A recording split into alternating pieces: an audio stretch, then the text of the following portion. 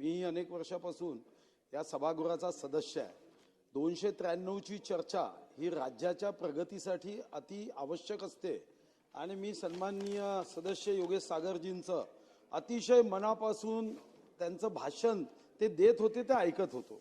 माझा point of information काय आहे की एकीकडे आपण सुखी, संपन्न, समृद्ध, प्रगत, पुरोगामी, सुधारणावादी महाराष्ट्र घडवण्यासाठी 293 मांडले.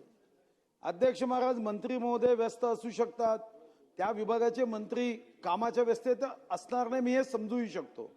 पण अध्यक्ष महाराज, विभागाचा एक सचिव तिथं बसत नाही. अध्यक्ष महाराज, या अगोदर मी 95 पासून जेव्हा आमदार होतो विभागाचे सचिव अशा महत्वपूर्ण चर्चेत बसायचे. तुम्हाला विनंती आहे की तुम्ही तालिका अध्यक्ष म्हणून तुम्हाला एक चांगली संधी प्राप्त झाली आहे.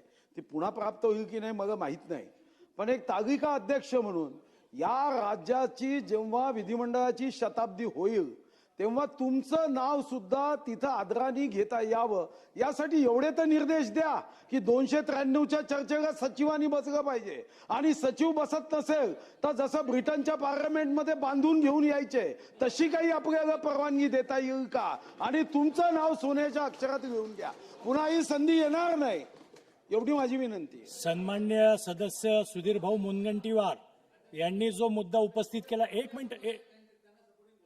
बर बोला.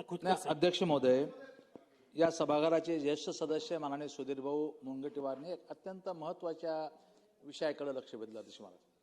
अध्यक्ष महाराज, काळ सोका तो जसा आहे ना तशी परिस्थिती आत्ताची.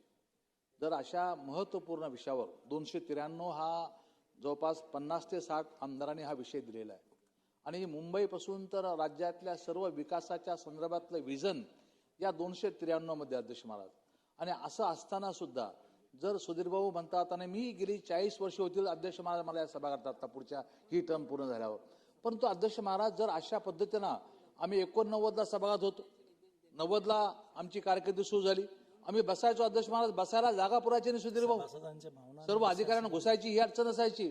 आणि जर अशा प्रकारची उदासीनता असेल अध्यक्ष महाराज, तर राज्यातले हे प्रश्न कसे मागे लागतील? त्यामुळे सुधीर भाऊच्या प्रस्तावाला मी पूर्णपणे पाठिंबा देऊन, त्यांनी ब्रिटिश पार्लमेंटचं जे उदाहरण दिलं की त्या ठिकाणी बांधून आणता येतील, तसं काही करता येते का बघा अध्यक्ष महाराज. एक मिनिट. ह्या विषयावर आदरणीय सदस्य, सन्माननीय सदस्य सुधीर भाऊ मुनगंटीवार यांनी अतिशय गंभीर असा विषय उपस्थित केला. खोतकर साहेबांनी त्याच्यावरती भाष्य केलेलं आहे. जरी सभागृहामध्ये ही गॅलरी अदृश्य असली तरी सुद्धा विषयाचं आणि सभासदांच्या भावनांचं गांभीर्यानं त्या ठिकाणी लक्षात घेऊन शासनानं या संदर्भात कारवाई करावी. बऱ्याचदा टीव्हीवर सगळं बघितलं जातं, गरज पडल्यास हे टीव्ही बंद करावेत, त्याच्यामुळे सगळ्यांना सभागृहात येण्याची सवय लागेल, तर शासनाने योग्य ती कारवाई करावी.